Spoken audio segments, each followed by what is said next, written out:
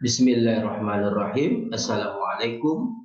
Kembali bersama Asosiasi Dosen Indonesia Chapter UIN Suskaryau. Kita menyapa pemirsa dengan berbagai kegiatan Tridharma Perguruan Tinggi. Kali ini kita akan membahas mengenai ilmu IT tentang pemrograman Android yang akan kita sampaikan dalam 3 sesi, disampaikan oleh narasumber kita Bapak Suwanto Sanjaya, dosen dari Prodi Teknik Informatika Fakultas Sains dan Teknologi, di mana kajian beliau ini akan membahas pemrograman Android untuk 3 sesi ke depan. Oke, itu tidak memperpanjang waktu, kita coba persilahkan kepada Pak Suwanto.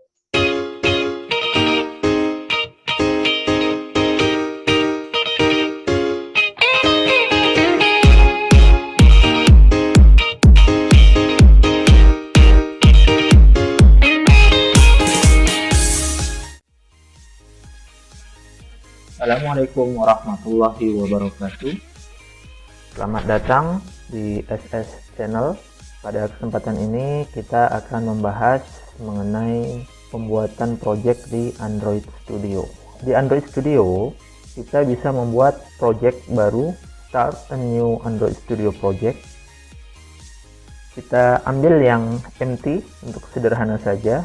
Kita akan membuat sebuah aplikasi sederhana menghitung luas persegi panjang. Nah, di sini ada package name. Package name ini disesuaikan dengan project, jadi kita bisa ubah sendiri. Kemudian di sini ada save location, di mana posisi penyimpanan project yang kita buat, dan ini bahasanya ada 2, Kotlin dan Java. Kita gunakan Java saja dulu. Kemudian minimum API level defaultnya 15, kita ambil default saja minimumnya.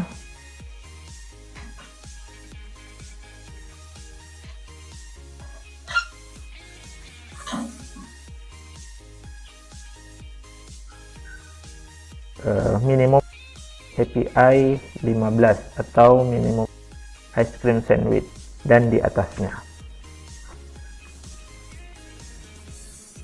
Oke, pastikan seluruh proses yang ada di sini sudah selesai semua, baru kita lakukan proses selanjutnya. Tahap pertama yang harus kita lakukan, kita lihat dulu layout yang ada untuk tampilannya. Kita tadi memilih empty activity, itu yang disediakan seperti ini, hello world. Nah, di sini kita akan membuat aplikasi untuk menghitung luas persegi panjang. Berarti kita harus menyediakan atau menyiapkan beberapa form atau satu form dengan beberapa komponen. Hello world kita ambil saja sebagai judul.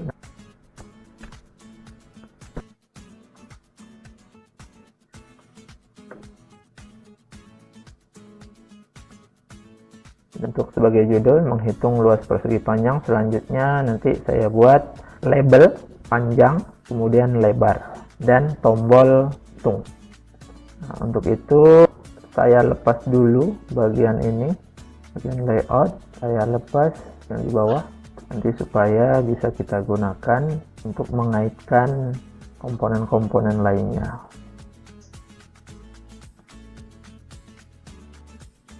Nah, di sini ada beberapa pilihan untuk teks, ada plain text, password, text view. Text view itu tadi hanya berupa label. Plain text itu bisa diisi dengan alfanumerik, ya, bisa huruf dan angka dan simbol.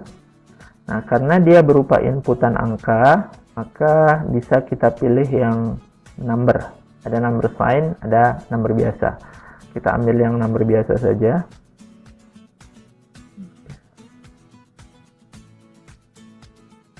Kemudian kita ambil tombol. Nah, button juga banyak, ya, bisa kita pilih. Saya ambil yang standar aja dulu. Kemudian untuk outputnya nanti saya masukkan ke dalam TOAS. Kita rapikan dulu.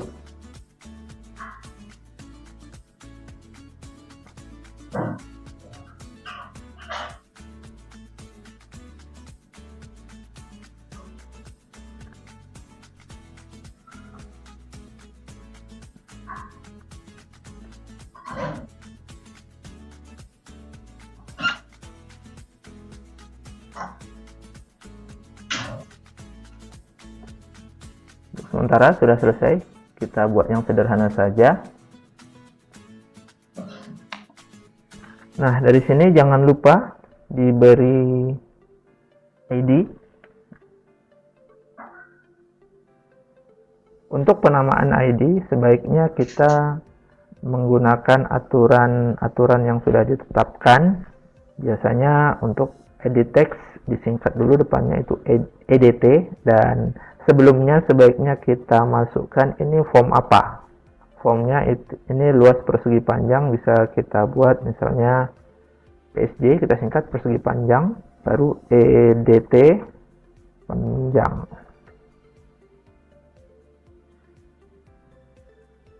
PSJ EDT lebar. PSJ.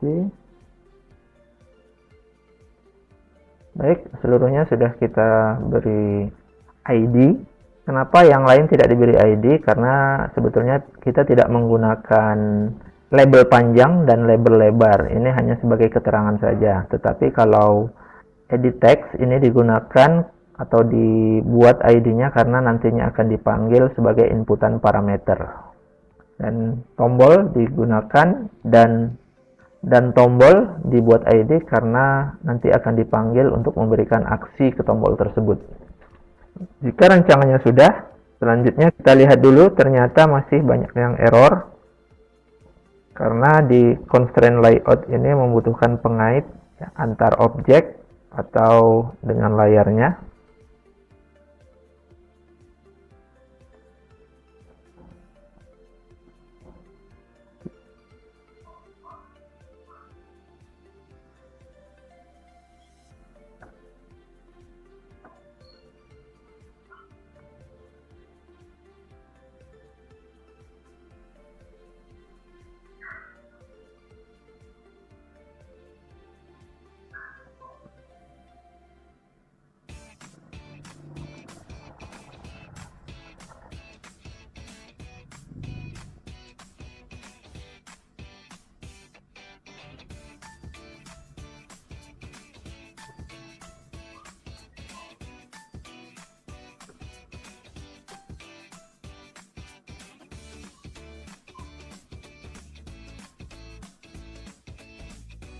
Selanjutnya kita masuk ke main activity untuk proses binding. Berarti kita membutuhkan mendeklarasikan beberapa variabel.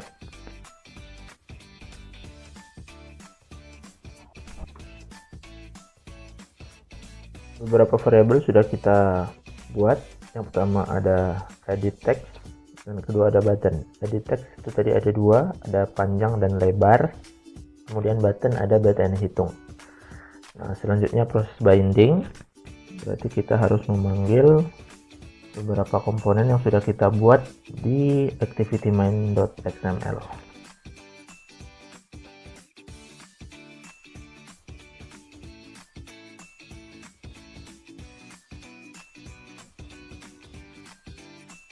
Tiga komponennya sudah kita binding. Selanjutnya kita berikan aksi kepada button hitung.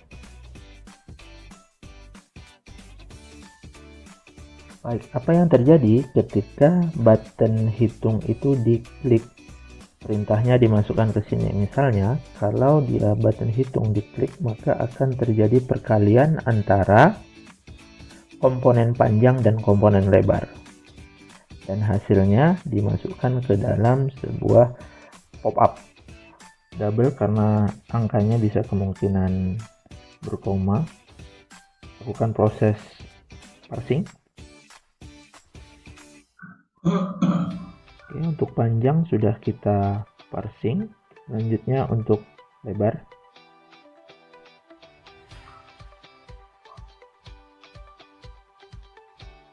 Panjang dan lebar sudah kita lakukan proses parsing. Selanjutnya proses perhitungan luas.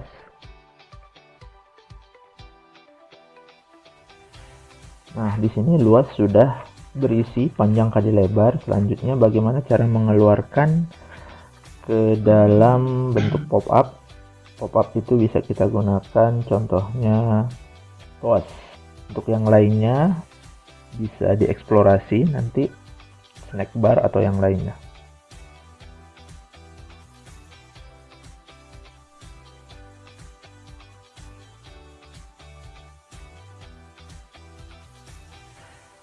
Baik, untuk TOAS-nya sudah kita buat. Selanjutnya kita lakukan proses pengujian apakah aplikasinya sudah berjalan sesuai dengan yang kita inginkan atau belum.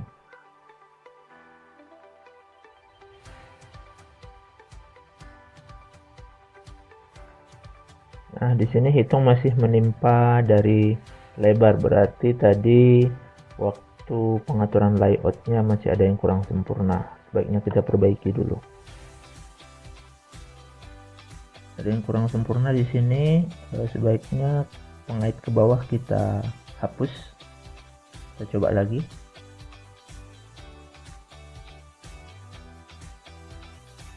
Kita lihat hasilnya. Misalnya panjangnya 4, lebarnya 6, maka hasilnya di sini 24. Itulah cara membuat project dasar atau sederhana di dalam Android Studio. Tunggu video-video selanjutnya di SS Channel. Terima kasih. Wassalamualaikum. Oke, kajian yang luar biasa sekali dari Pak Suwanto Sanjaya. Kita coba lanjutkan sesi yang kedua dengan materi pemrograman Android untuk sesi yang kedua. Untuk tidak berpanjang waktu, kita persilakan kepada Pak Suwanto Sanjaya.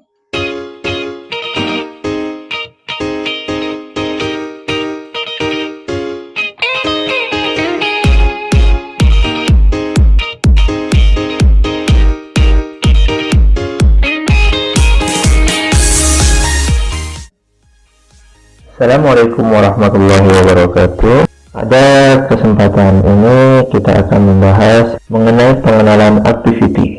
Activity di dalam Android merupakan sebuah komponen yang digunakan untuk berinteraksi antara user atau pengguna dengan aplikasi Android.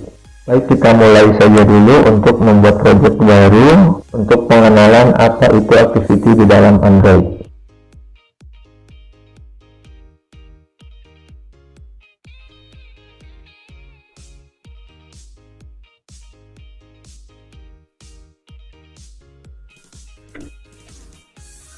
Activity memiliki siklus hidup, bisa dibuat dan bisa dihancurkan. Dapat dilihat pada diagram ini. Jadi pertama kali activity dijalankan, dia akan memanggil method onCreate. Nah, ketika aplikasi dibuat atau activity dibuat, dia akan memanggil method onCreate. Nah, inilah yang dipanggilnya. Yang kedua, dia akan memanggil onStart. Sebetulnya ketika kita memanggil ini, dia sudah memanggil method onStart karena dia mengextend atau dia isi plus upCompact activity.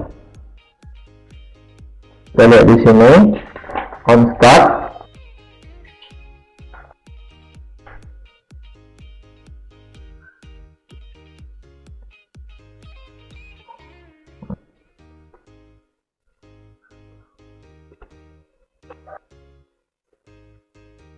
Nanti kita lihat bagaimana siklus hidupnya ini dipanggil. Jadi ketika aplikasi dijalankan, apakah dia akan memanggil onCreate, dilanjutkan dengan onStart, dan seterusnya.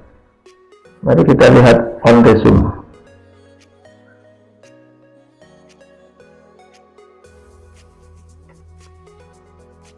Setelah onResume, coba kita lihat onPause.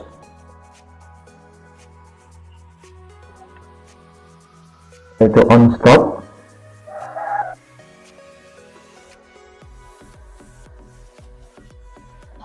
onRestart,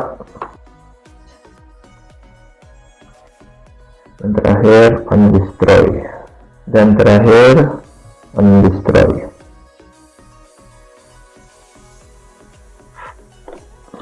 seluruh metode di dalam siklus hidup activity sudah kita buat. Kenapa saya pakai log? Supaya muncul nanti di informasi log ketika dieksekusi aplikasinya. Nah, mungkin perlu dijelaskan satu persatu. OnCreate ini adalah metode yang dipanggil ketika pertama kali activity dibuat, kemudian dilanjutkan dengan onStart, ya. Kemudian dilanjutkan dengan onResume. Ketika ada interrupt dari halaman lain, maka biasanya onPause ini akan dipanggil. OnStop ini dipanggil saat kondisinya tidak ditampilkan di layar. Biasanya saat pengguna itu menekan tombol home di smartphone-nya. Kemudian on restart itu akan dipanggil ketika activity kembali dibuka oleh pengguna, dan on destroy ini kondisi saat activity dihancurkan dari dalam memori. Nah, inilah beberapa metode yang dipanggil di dalam siklus hidup activity. Mari kita lihat atau testing.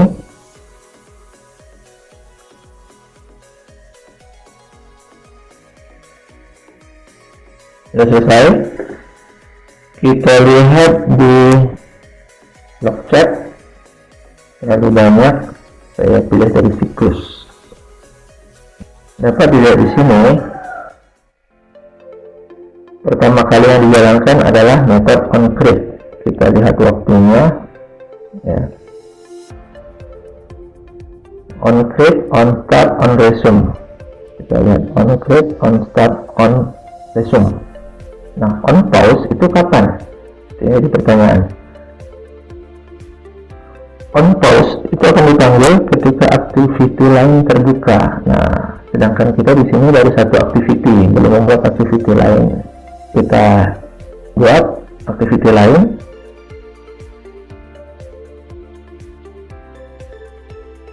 Kita buat main activity 2 saja.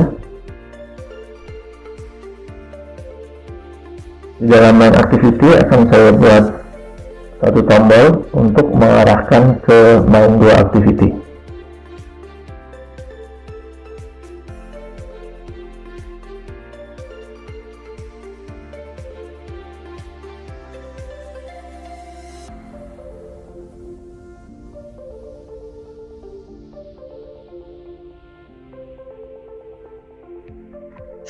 Nah, di sini saya buat tombol activity 2 untuk mengarahkan, ketika saya klik ini mengarahkan ke activity 2.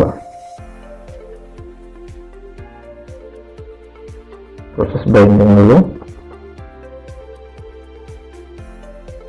Tadi namanya button karena nggak saya ubah.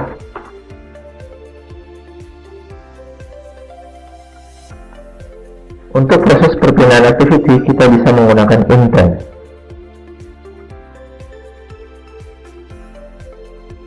Konteksnya, tujuannya,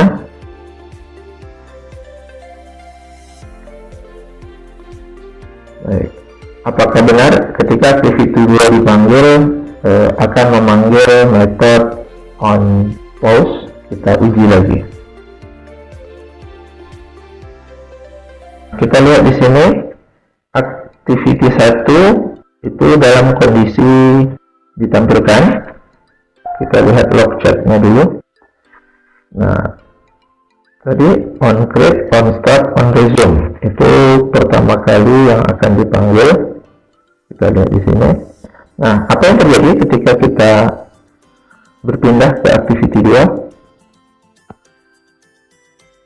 Nah, di sini ada memanggil metode onPause dan onStop. Ketika kita memanggil activity kedua, otomatis dia akan menutup activity pertama. Setelah onPause, onStop. Nah, apa yang terjadi ketika kita menekan tombol back? Setelah onStop, dia akan memanggil onRestart, start, dan onResume. OnStop, restart, start, onResume. Kembali lagi ke sini.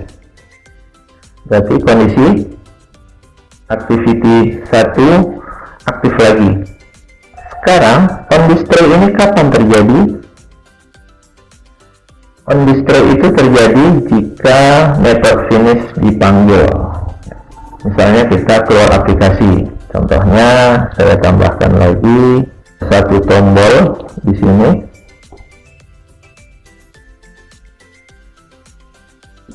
Keluar, namanya button 2, biar saja.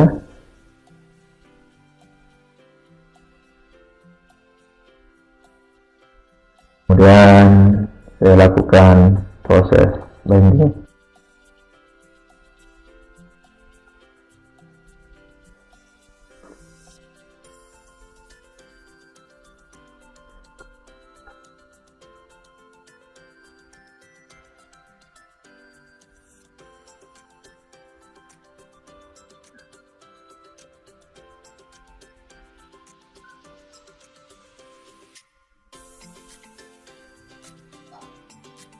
Kita lihat di sini, apakah benar kalau kita panggil method finish, maka on display akan dipanggil juga. Di sini on display dipanggil. Terima kasih, jangan lupa tunggu video-video selanjutnya. Oke, itu tadi pemaparan seri kedua tentang pemrograman Android. Untuk lebih jelas lagi, kita coba masuk ke sesi ketiga. Semoga tetap semangat dan diberikan kekuatan untuk terus mengikuti program-program dari Adi Witsuska. Oke, kita persilakan kepada Pak Suwanto Sanjaya.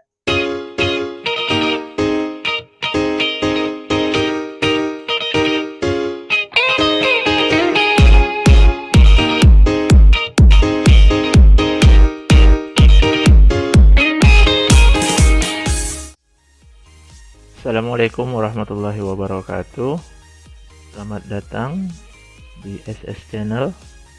Pada kesempatan ini kita akan membahas bagaimana mengirimkan parameter dari satu activity ke activity lainnya. Pada video sebelumnya kita sudah membahas bagaimana menggunakan activity atau pengenalan activities tetapi belum mengirimkan parameter. Nah, bagaimana untuk mengirimkan parameter dari satu activity ke activity lainnya? Kita bisa menggunakan put extra. Baik, kita langsung saja bagaimana mengirimkan parameter antar activity.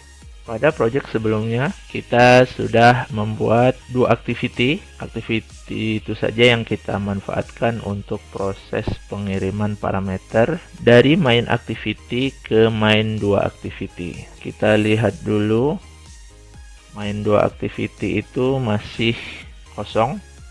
Kita tambahkan satu text view ke dalamnya.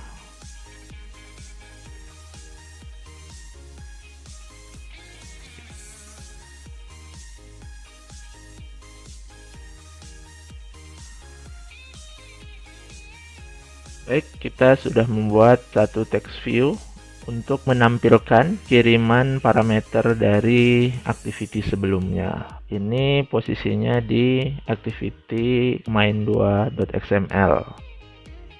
Setelah itu kita lanjut ke main activity.java. Kita tambahkan ketika proses perpindahan menggunakan intent, kita sisipkan parameter put extra. Misalnya extra param 1, nilainya itu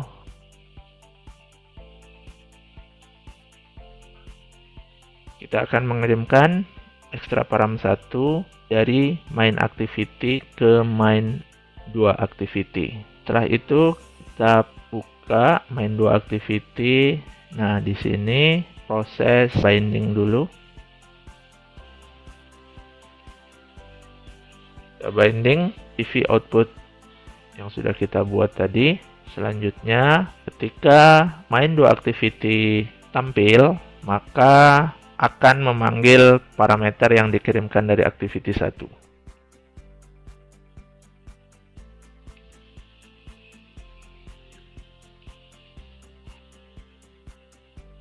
Oke, kiriman sudah kita ambil. Selanjutnya, meletakkan parameter yang dikirimkan ke dalam text view.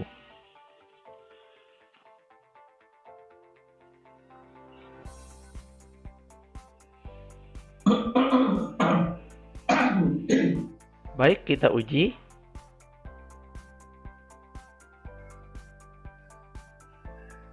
Dan berhasil, parameter yang dikirimkan dari main activity ditangkap oleh main2activity. Terima kasih. Tunggu video-video selanjutnya. Wassalamualaikum warahmatullahi wabarakatuh.